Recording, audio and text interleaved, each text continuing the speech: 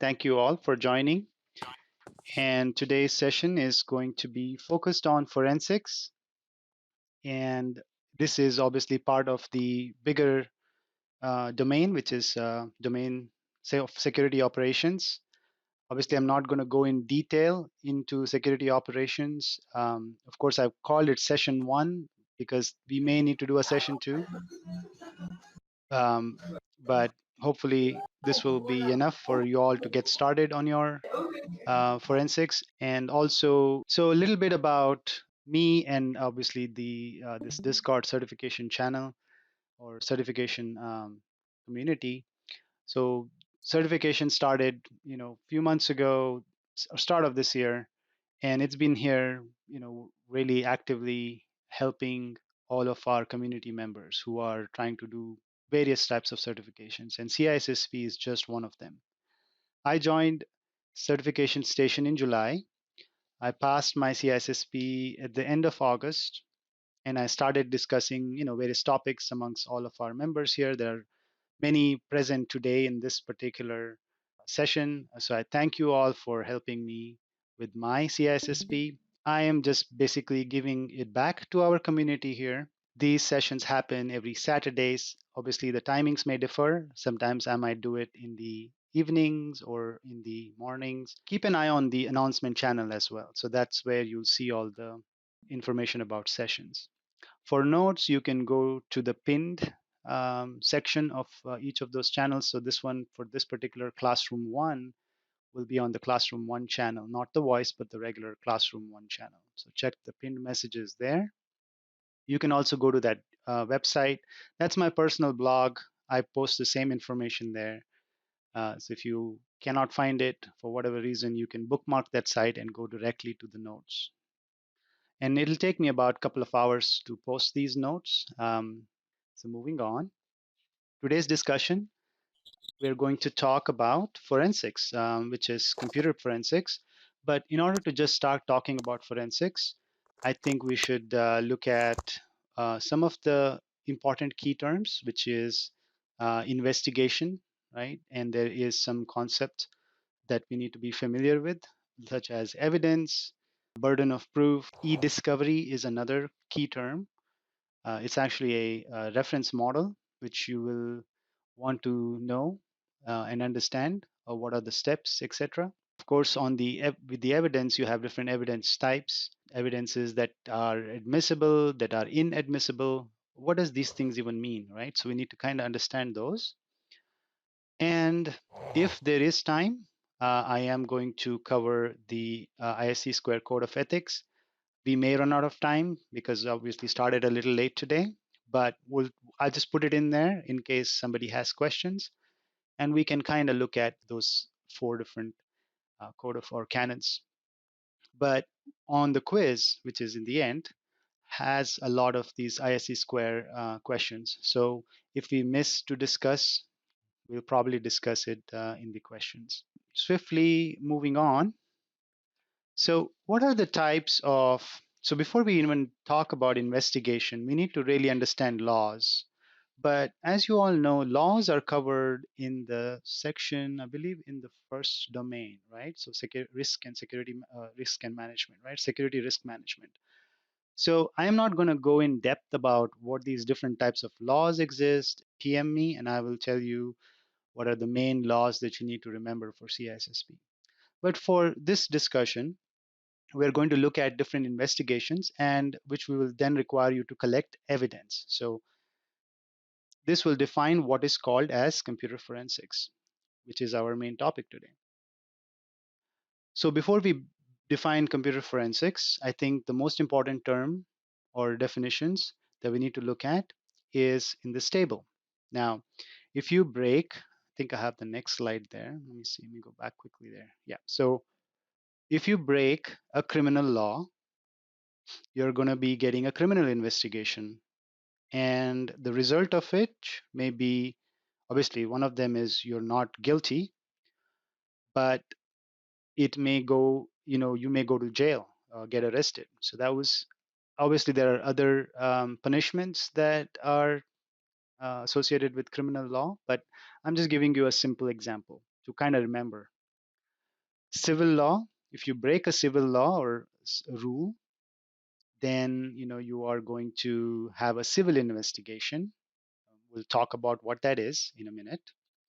And you may be just fined. It's maybe a monetary fine that you need to pay. Administrative law. So if I go back to this table, I have highlighted two of these in kind of light shade of blue. Now I want you to know that, so for criminal law, you have criminal investigation, civil law, you have civil investigation, but for administrative law, it's not an administrative investigation. Those are different terms. Administrative law in this context is laws that are governed by a government agencies. So they deal with the body of law or rule of law that is regulated by government agencies. So administrative agencies are empowered by law to investigate various matters that fall under their legal jurisdiction. I wanted to give you guys an example of that. Um, I wanted to use a Computer Fraud and Abuse Act, which is a, Department of Justice is who will investigate. So that's a federal or government agency that will investigate Computer Fraud and Abuse Act. Computer Fraud and Abuse Act is a law. So that is that's a good example. There's another one, Fair Labor and Standard Act. Obviously, will investigate into labor practices, and who will do that? An agency called Department of Labor, at least here in the United States. So that should give you a clear understanding of administrative law and the agency that investigates it. So, what are private regulations? When a group of companies or individuals or organizations come together and form rules to a certain aspect of the industry. So, when I say certain aspect of the industry, let's say your retail industry. So, you have credit cards, PCI DSS, Payment Card Industry, PCI, and its created law or regulation called the Data Security Standards that all of these retail providers should abide by. So who is going to investigate this type of violations, right?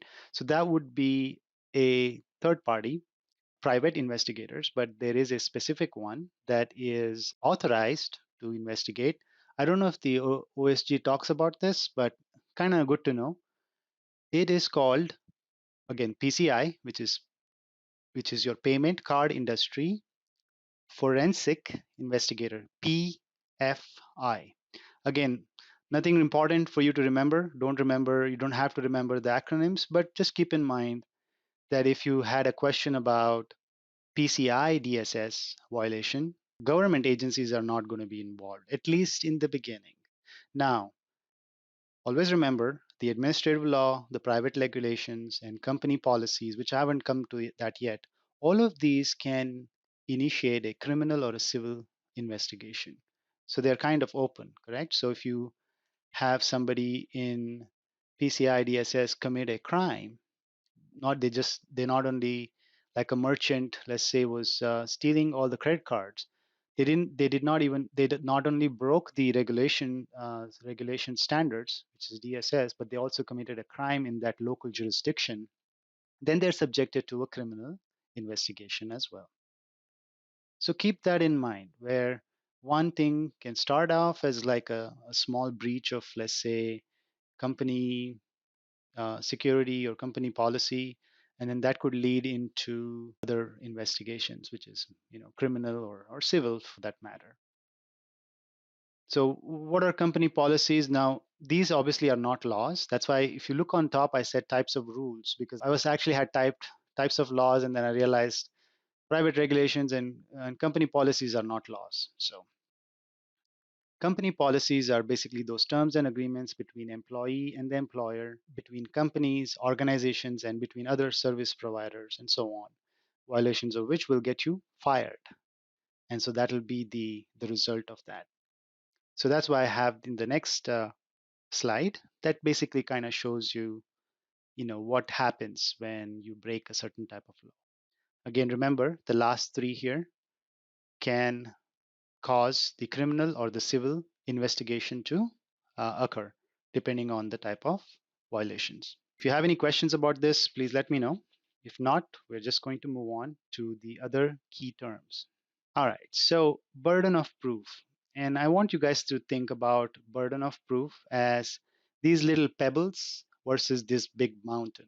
Okay, so for civil cases, you can throw in a few pebbles here and there and try to prove your case.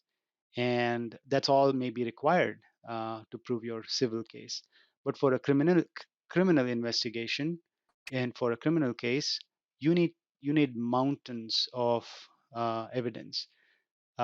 Again, what does that mean? This term called beyond reasonable doubt. So this is a very important concept, beyond reasonable doubt versus weak evidence. Most civil cases do not follow the beyond reasonable doubt standard of proof. They use weaker evidence standards. This results in a not so rigorous investigation and evidence handling requirements. And you can think of it, a good example would be like if I was involved in a car accident, that would be a civil case, and the insurance company is going to ask for proof. Of course, it has to be valid proof, right? So I have to show them pictures, maybe some documentation about that the car belongs to me, and the person who hit me, I have some documentation about that, maybe a police ticket or a citation. Again, they may or may not verify those things. For the purposes of them compensating me for the accident, they may not want something that is, where we need to go into a court. Now, think about this. If there was a criminal lawsuit that comes on because of a civil case, then obviously you get into a criminal lawsuit and have you hire lawyers, and it can go into a different investigation, and depends on what happened, right, in the car accident. If it was me just hitting somebody's car and it was not my fault, even though I hit it, you may wonder, is that even possible? It is possible. If you were going on a road and someone else came and stopped you, or they were in the wrong lane or whatever, they are going to be obviously have to pay, or their insurance company has to pay. So remember the concept here of burden of proof. For criminal cases, they have to meet the beyond the reasonable doubt standard. The prosecution must demonstrate that the defendant committed the crime by presenting facts from which there are no other logical conclusions. So that is very important. There is no other logical conclusion, but there is one conclusion, that this person or this organization or this individual committed that crime. So there is no other explanation but that one explanation that ties into one conclusion. Again, there may be multiple explanations, but the conclusion is very important. So, for this reason, criminal investigations must follow a very strict evidence collection and preservation process. We're going to talk a little bit about chain of custody and the types of evidence, in later slides. But that's good enough just for us now to continue. If you have this much clear in your heads that you need more evidence, courses, or the quality of evidence should be higher for criminal cases. All right, so let's kind of define computer forensics for our CISSP here. It is an application of the investigation and analysis techniques to gather and preserve evidence from a particular computer device, which could be a computer, laptop, uh, a car stereo, a smart car stereo, I don't know, a home speaker, or even your smartphone that is suitable for presentation in the court of law. So that's all you need to know about what computer forensics is, at least the definition part. So computers can be considered a scene of crime, right? So I could be sitting in front of a computer, and that is considered a scene of crime if I committed a crime using my computer. So that's why it is very important to collect the evidence for that investigation using proper methods, and also make sure you have a chain of custody, and then you preserve that before you present it to the court or court of law.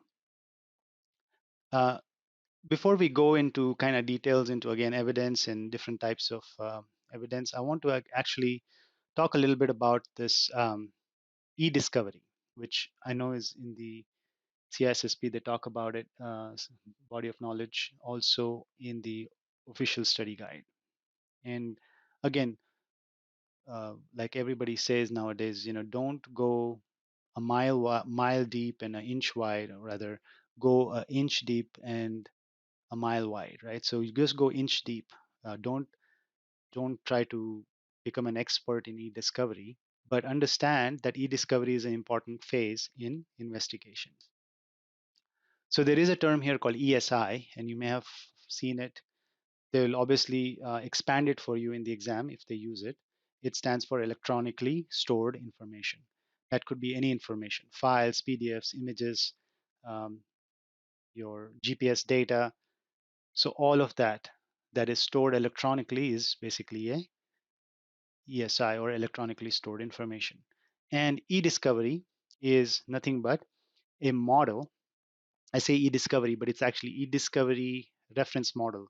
EDRM is a model that describes a standard process for conducting electronic evidence, which could be in the form of paper records and electronic records. So you may go like, hey, wait, why are you saying paper records in an e-discovery? So your electronic information, ESI, as you know, sometimes we print it, right? So like an email, we may be able to print that email, and we may delete that email. So you still have a paper record, and it is still considered an evidence if somebody can prove that that email was, printed off of a certain server, and there is a log that shows or ties that printing job or something like that, something that proves that that email is legitimate email, and it's still considered a evidence. Now, it may not be what they call a real evidence, but it will probably be called as a hearsay evidence. Again, we'll come back to that, but it's still an evidence. So that's why paper records also is used in this particular term or in this model. So let me show you a busy slide. All right. Okay, it's too busy. I'm not going to read everything out of this, but I got this from the EDRM website, edrm.net. If you go there, just go to edrm.net after this session, and you can read about all of this if you're interested. They also had another slide which was less busy, which I'm going to look at. And again, we're not going to go beat this model. We're not going to dissect it. We're just going to define each of these terms. And remember that they flow, okay, from left to right. And of course, if you see those gray arrows, that tells you that they may be iterative, which means they may be going back and forth.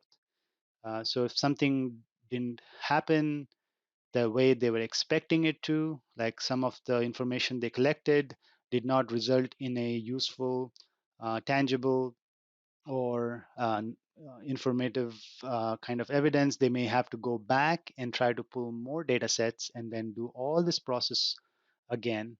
And why is this done, right? So let me talk about some characteristics of e-discovery. All right. So one of the things to keep in mind is e-discovery, or EDRM reference model, facilitates the processing of electronic records for disclosure, for presenting in the court of law. Of course, there are other reasons why you would do this type of processing, maybe to give it to a for a testimony, right? So there is an expert, and who's going to look at all this information and then come up with conclusions. So here we are collecting a testimonial evidence, but we used e-discovery to achieve that.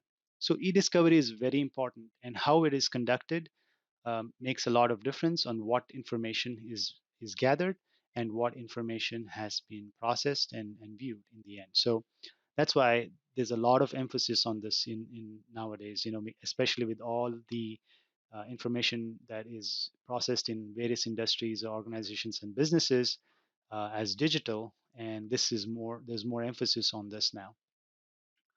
So Obviously it's an iterative process. That's another characteristic. So remember, it's not just one, it's not like a waterfall method, right? So it just not doesn't go from left to right. It is kind of agile. Wrong term to use in this context, but you get the idea that you can keep going back and forth.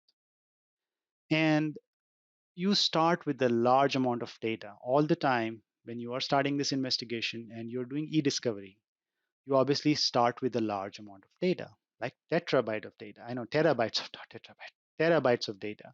And then you get down to kilobytes of data. What does that mean? So obviously you start with the big data set, and then you do identification, preservation, collection, processing, all of these different things. But in the end, your production of the CRM EDRM model, you're getting kilobytes of useful data that you can use to be able to present in the court. So defining each of this is kind of important. So I'm going to go really quick. All this definition is in the official study guide, as well as any other books that you're referring to. So you can go refer to that if you need more information. But for our scope of our session today, I'm just going to quickly define these. And again, if you have questions, we can talk. So information governance is where information is well organized for future e-discovery efforts. So if I go back to that slide, I don't know if I can zoom in, probably not. Let's see. If you can see, it is doing something like a circular process where it is going from where the business is defining its policies and it's integrating it with how their data is handled.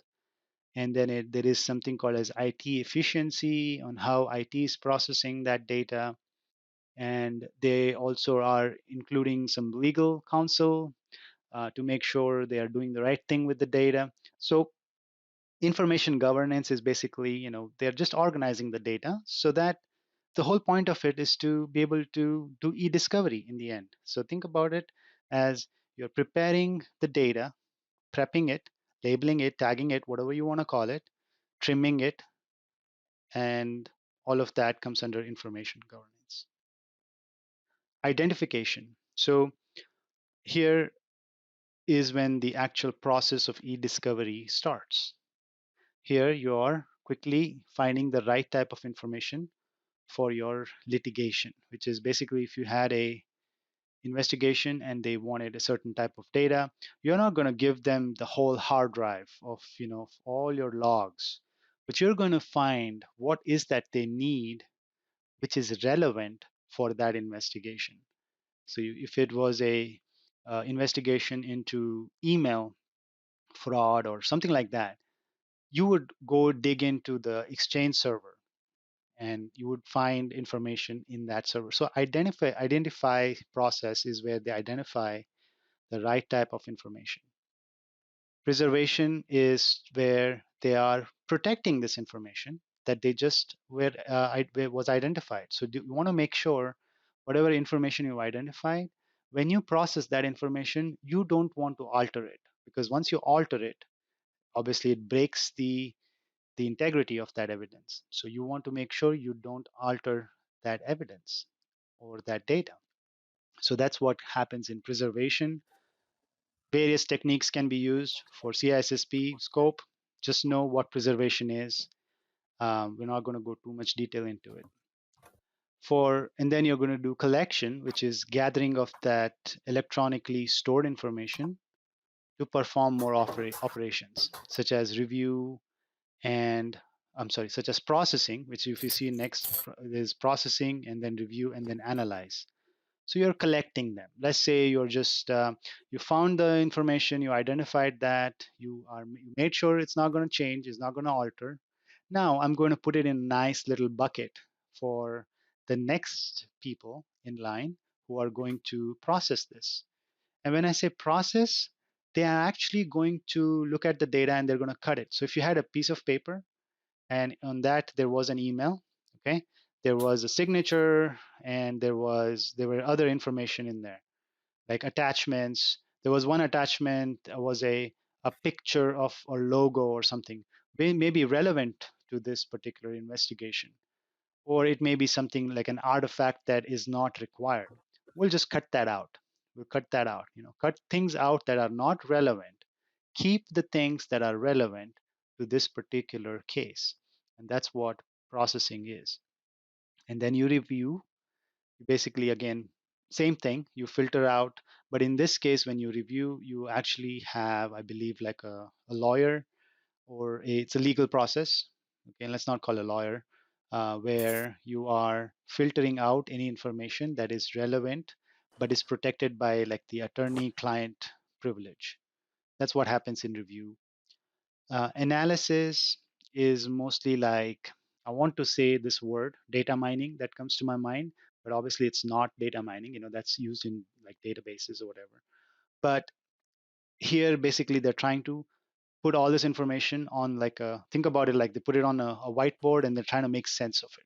Hey, how did this really relate to that other information that we got? How does this email relate to the phone call log? Things like that. So that is where the analysis happens, where you have all these information from various sources and now you're making sense of them. Production. So in this case, the production is not like your software development production, but here production means that you are putting this in a correct format. And every country, every state, every court, every organization, they have various different formats that you need to adhere to in order for you to provide them data or ask data from them. So this would be maybe like tasks like making it all PDF copies, instead of just being in a Word document, or maybe load them into a database or something like that. So all this information needs to be put into a format. That is where production comes into place, or produce, I think they call it. Present or presentation. This is where the information is displayed, and it could be, good example I think I had was presenting all of this information to an expert who is an expert in certain type of crime, and he's looking at all this information, and he is the witness, right? He's the expert witness. So presentation is the end part of it. If anywhere in this model, if there is a issue with the data, then it has to go back a phase or two phases and then start all over again, because goal is to get relevant information from a whole mountain of information. All right, hope that was kind of clear to everybody who's always been trying to understand what EDRM is. Finally, my favorite topic, evidence. Okay, so evidence is, I guess, um, very central to investigation. I like to sometimes call it proof, and I later realized that it's not really proof. Proof and evidence are two different things, right? Um, Proof is a fact that demonstrates something to be real or true. Okay, so you have a fact, which is proof, which says if it's true or not. Evidence is the information that might lead one to believe something to be true or real. So evidence is nothing but that information for us to believe whether it is, true or not. So evidence leads us to a proof. So here's an example, if that was too confusing for anybody, because it was for me in the beginning. Crime, somebody commits a crime, he or she leaves behind traces, and so those are the facts. Investigation occurs, evidence is discovered, and then it helps us prove something, and that's proof. Hope that was clear. So what are the types of evidence? You'll be shocked, like I only have three, there are more, but our official study guide actually just shows you three different ones. So I thought maybe just start there and then kind of define them. So we have real evidence, documentary evidence, testimonial evidence. Just by looking at those words, I think when you say real, it means something that is real, something that can be touched, something that has it's like an object. Documentary, just by looking at it again, I would say documentary looks like a paper record, something that is like a log, something that has, date, time, something like that. So that's documentary, something that's been documented at the time of either the crime being committed or general operation. During normal operation, there are logs, and then when you see those logs and say there is an anomaly in the log, that becomes a documentary evidence. Testimonial, may be familiar with movies and where they call in these big experts, and they ask them questions, and what do you think, what happened, and they tell you what happened. Now it could be there may be some direct evidence or direct testimonial, meaning you were the person who actually saw the crime from like the first, what is it, first point of view, or like you were in direct um, line of fire or whatever. So you are a direct um, testimony then, or direct evidence when you give the testimony. So let's go look at it a little bit more detail. So make sure the evidence, when you say evidence, it has to be relevant to the case, meaning you cannot talk about something that is not relevant to the case, which is if you had a email fraud or something like that, you have to talk about the emails. You're not talking about something else that individual committed. Maybe he committed a um, drug trafficking. Maybe it is valid. It's a valid crime, right? Drug trafficking. But in this case, we're talking about email fraud. So we're trying somebody's trying to um, make a case that he was doing email fraud or mail fraud, whatever you want to call it. Like that would be like by postal service mail fraud. Regardless, it has to be relevant to the case. It has to be related to the case. So again, same thing, very similar concept. You have to have something that you're talking about. The evidence should be related. It cannot be, hey, this person's cousin was involved, but cousin is actually he does stuff in the underworld. You're not going to talk about the cousin. We're talking about him. So it should be related to the case, even though it is related to this person who is a suspect, but we're not talking about that. So evidence should tie directly to the case and not to the person in the sense that you're trying to prove something here conclusively. So keep that in mind. It has to be competent or competent. What does competent mean? It has to be legally obtained. Example would be if I put some sort of a malware on someone's computer and I got their keystrokes and I was able to then log into their computer. Obviously, I'm committing a crime right there by doing that. That's illegal. And if I try to take that evidence and prove it in the court is going to say, sorry, can't accept it. This was obtained illegally, and sorry, that's not admissible. So what are the different types of evidence? So if I go back here, this is the three different types. I'm going to define that here. Uh, Real, as I said, was object evidence, which is real, conclusive, incontrovertible, which means there is no way you can dispute this evidence. So real evidence follows a rule of conclusive evidence. So you can only categorize something as real evidence if it can be conclusive. So evidence would be like the gun that was used in the shooting, the keyboard and the computer that was used in committing this computer crime. All of these are real evidence. Documentary evidence would be like paper records and logs. Again, this also follows a rule, and it cannot be copies of those logs. It has to be, so you would ask a question like, hey, well, all of our logs are stored in a database. How would we say that's not a copy? Because you're actually making a copy.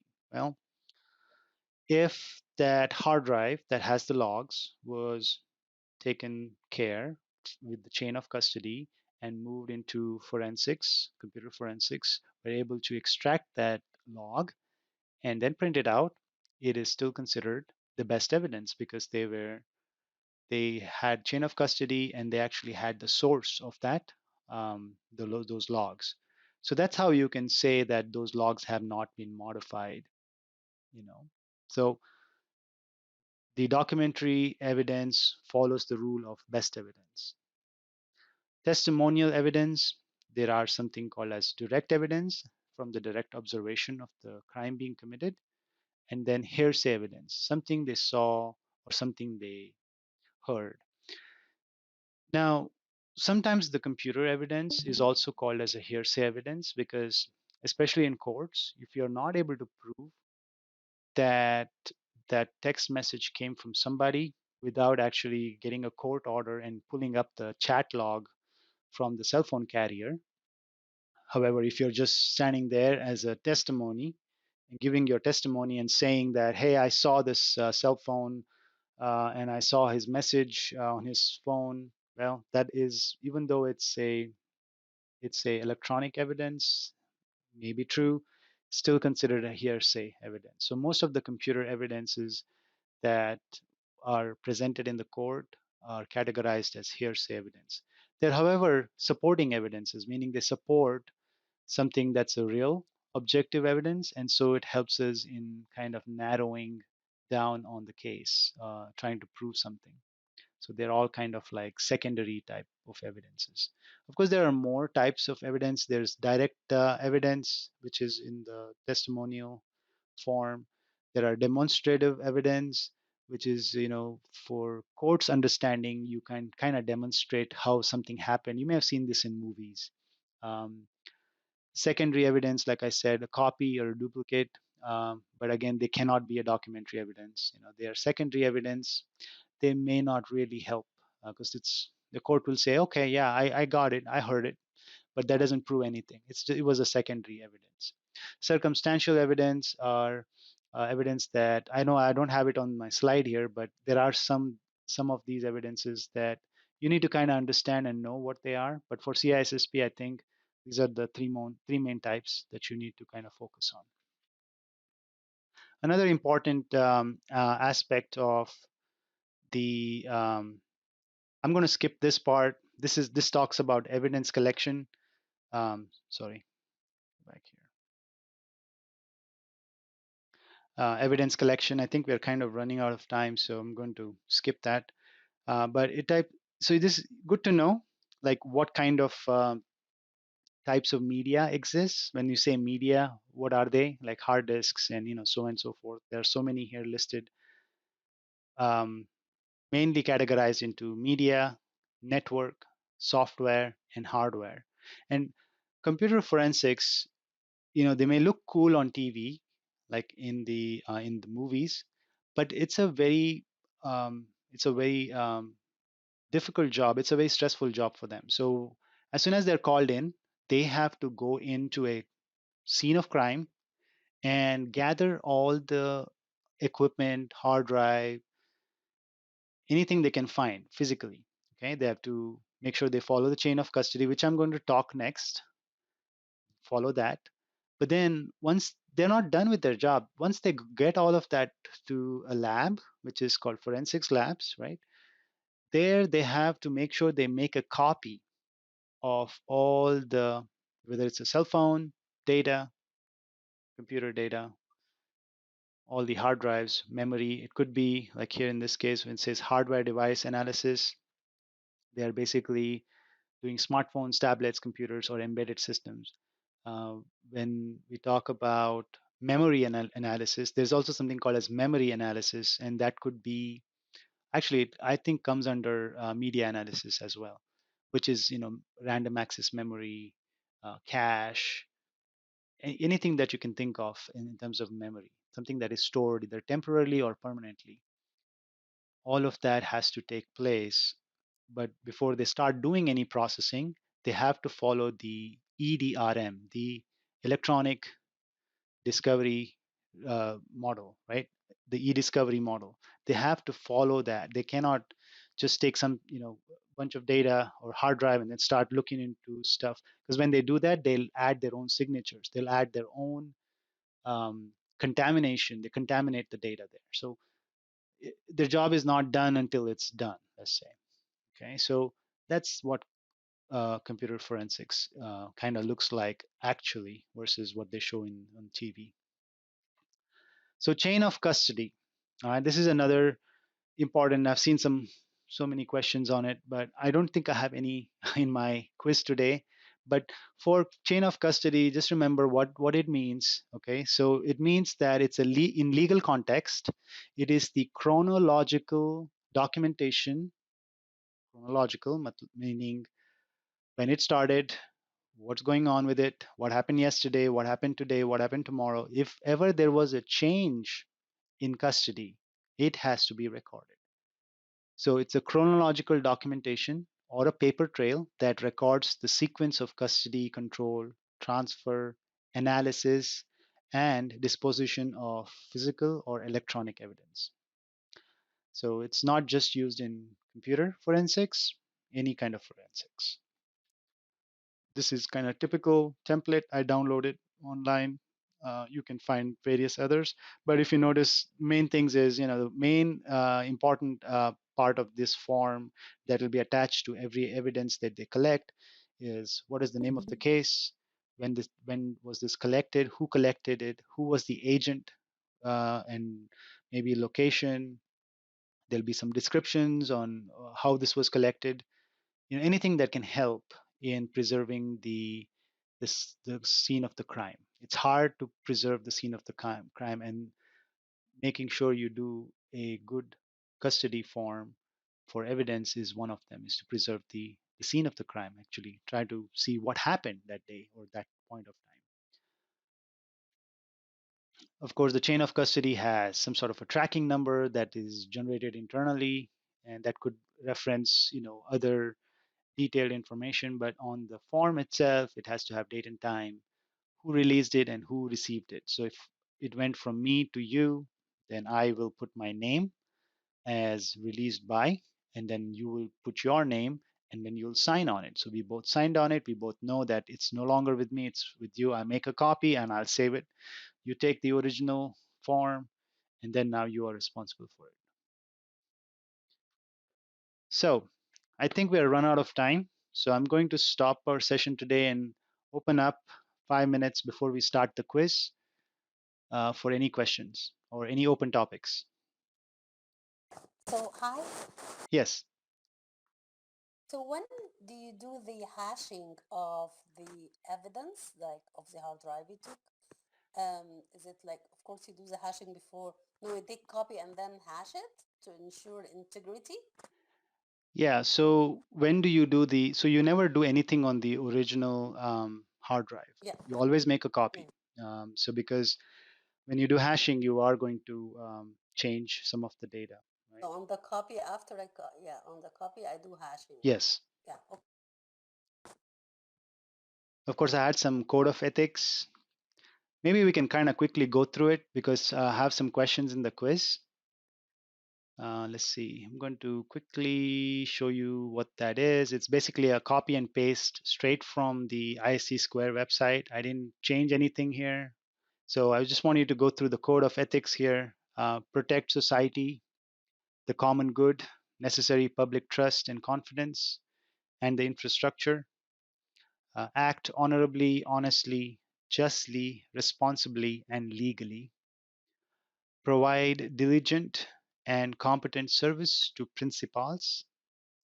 Advance and protect the profession. So I kind of made my own way of kind of remembering this. So important aspect of each canon would be code of ethics would be protect the society, right? That's the first foremost thing. Be lawful and act honorably. Be lawful and honor your profession. So be a lawful and honorable professional. Protect the certification and the profession. So kind of make it a little bit easy to understand, but that's basically the same version we have for code of ethics.